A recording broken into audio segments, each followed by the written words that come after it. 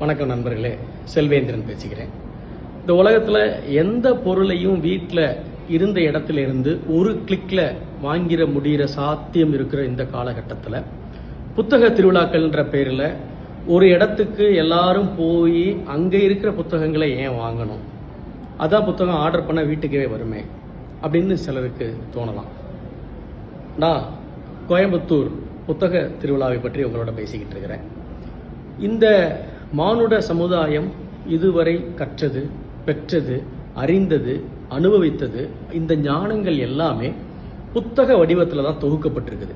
புத்தகங்கள் தான் உலகத்தை ஆட்சி செய்கின்றன. நம்முடைய சட்ட புத்தகங்கள், இந்திய அரசியலமைப்பு சட்டம் ஒரு புத்தகம், நம்முடைய வேதங்கள் புத்தக வடிவத்தில் தான் இருக்கு.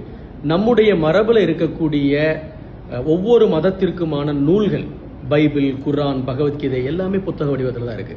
ஒரு பொருளை வாங்கினா கூட ஒரு மேனுவல்னு ஒரு புத்தகத்தை அதோட சேர்த்து தான் கொடுக்குறாங்க. பாட புத்தகங்கள் படிக்கிறோம், சட்ட புத்தகங்களை பயன்படுத்துகிறோம். உலகமே புத்தகத்தால் தான் ஆட்சி செய்யப்பட்டு இருக்கு.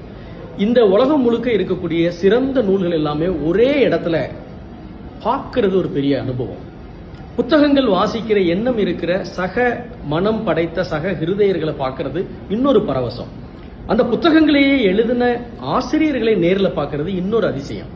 இது எல்லாத்திற்குமான ஒரு வாய்ப்பை கொடுக்கறது தான் புத்தக திருவிழாக்களுடைய நோக்கம். ஏன் புத்தக கண்காட்சி, புத்தக விற்பனைன்னு சொல்லாம புத்தக திருவிழா என்று அதை சொல்றாங்கன்னா, வாசிப்பு என்பது ஒரு செலிப்ரேஷன். அது ரொம்ப பிரஷரோட, அழுத்தத்தோட, வேதனையோட செய்யப்பட வேண்டிய ஒரு விஷயம் இல்லை.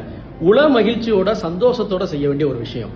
ஸோ இது புத்தக திருவிழா என்பது எல்லாரும் ஒன்று கூடி புத்தகங்களை செலிப்ரேட் பண்றது தான். அந்த செலிப்ரேஷன் கோயம்புத்தூர்ல கொடிஷியால ஜூலை 18ஆம் தேதியிலிருந்து 27ஆம் தேதி வரைக்கும் 10 நாட்களுக்கு நடைபெறுகிறது. அங்க வாங்கக்கூடிய புத்தகங்களுக்கு 10% தள்ளுபடியும் இருக்குது.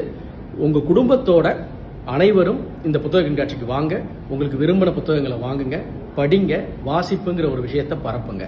நன்றி.